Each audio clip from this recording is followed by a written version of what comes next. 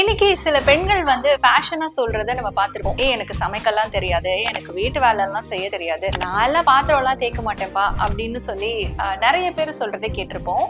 சமைக்கிறது, வீட்டு வேலை செய்யறது, அப்புறம் பாத்திரம் தேய்க்கிறது, இல்ல வீடு கூட்டுறது, இது எல்லாமே பாத்தீங்க அப்படின்னா பெண்களுக்கு குறித்தானது மட்டுமில்ல. நம்மளே நிறைய இடங்கள்ல பேசியிருக்கோம். இது ஒரு லைஃப் ஸ்கில். இன்னைக்கு ஆண்கள் பெண்கள் அப்படின்னு ரெண்டு பேருமே இந்த வேலையை தெரிஞ்சு வச்சுக்கிட்டாங்க அப்படின்னா அவங்களுக்கு லைஃப்ல எல்லா சூழ்நிலையிலையும் அடாப்ட் ஆகுறது ரொம்ப ஈஸி. 20 வருஷத்துக்கு முன்னாடி பேரண்ட்ஸ் எல்லாம் அவங்களுடைய குழந்தைய வளர்க்கும் போது, நீ ஆம்பளை பையன், நீ சமைக்கிற வேலையெல்லாம் நீ எதுக்கு பாக்குற, நீ வீடு கூட்டுற வேலையெல்லாம் எதுக்கு பாக்குற, நீ வெளியில போய் மட்டும் வேலை பார்த்துட்டு வந்தா போதும் அப்படின்னு வளர்த்திருப்பாங்க. பெண்கள் அப்படின்னு எடுத்துக்கிட்டா, பொண்ணுன்னா உனக்கு சமைக்க கத்துக்கணும், பாத்திரம் தேய்க்க கத்துக்கணும், வீடு கூட்டத்துக்கு கத்துக்கணும் அப்படின்னு சொல்லி எல்லாமே சொல்லுவாங்க.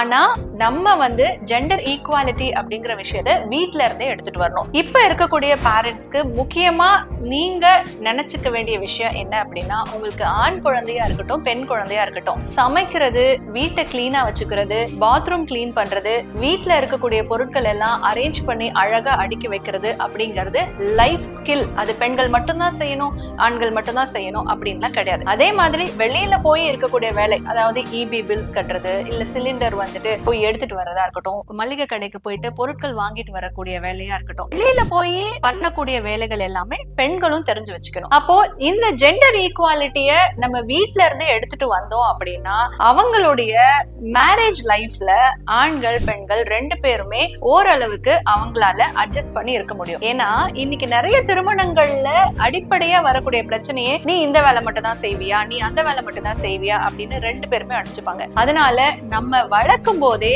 ஆண் குழந்தையாகட்டும் பெண் குழந்தையாகட்டும் எல்லா வேலைகளையும் சொல்லி கொடுத்து வளர்த்தோம் அப்படின்னா அது அவங்களுடைய லைஃப்க்கு ரொம்ப யூஸ்ஃபுல்லா இருக்கும்.